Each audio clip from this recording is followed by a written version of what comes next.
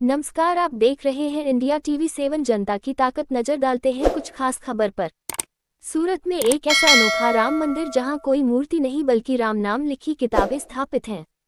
दुनिया का एकमात्र मंदिर सूरत के किस क्षेत्र में स्थित है और इसका महत्व क्या है, आपको बताते चलें। सूरत में अडाजन पाल रोड पर केबल ब्रिज के पास रामजी मंदिर के पास राम मंदिर का निर्माण किया गया है, जिसमें भगवान की कोई तस्वीर या मूर्ति नहीं है।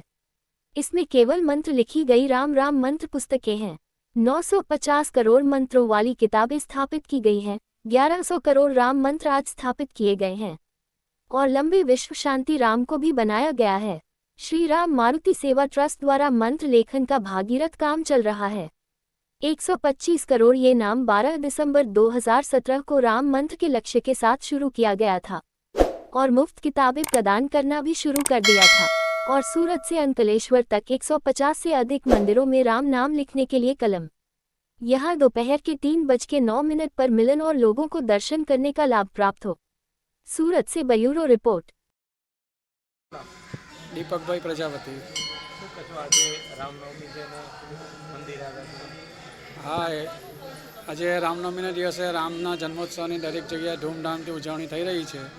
અત્યારે જે અમે ઊભા છે તે નામ મંદિર છે।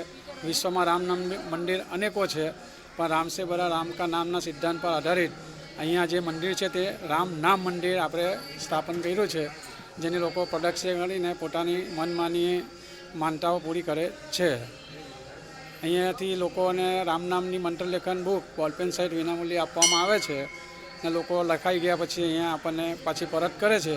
એ મંત્ર લેખન બુકને આપણે બોક્સમાં વ્યવસ્થિત 5 થી 6 લેયરમાં પેકિંગ કરી જેથી લાંબો સમય ટકે એ રીતે એને પેકિંગ કરીને અહીંયા મૂકવામાં આવે છે। હાલ આ મંદિરની અંદર 1500 થી 1600 જેટલા રામ નામ લખેલા બોક્સ મૂકેલા છે, જેની મંત્ર સંખ્યા 1300 કરોડની આજુબાજુ છે।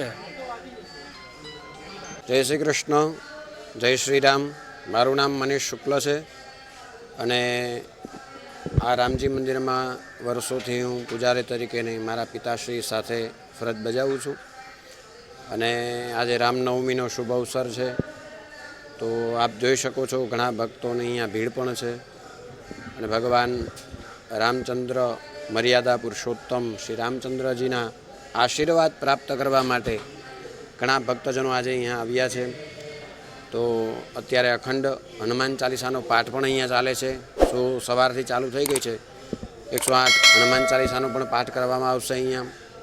અને આ સુરત એરિયામાં લગભગ મોટામાં મોટું રામજીનું મંદિર આવેલું છે। અહીંયા વર્ષોથી અહીંયા આ મંદિર સ્થાયી છે અને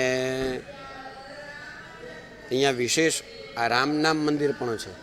આજે મારી પાછળ તો આપ જોઈ શકો છો, તે ભાગ્યે જ જોવા મળે કે રામ નહીં પણ રામ નામ મંદિર, રામ સે ભી બડા રામ કા નામ એમ કહેવાય। તો અહીંયા આપ પાછળ જોઈ શકો છો આ મંદિરમાં શ્રી રામ ભગવાનની મૂર્તિ નથી, પણ રામ નામ લખેલી પુસ્તકો મૂકવામાં આવી છે।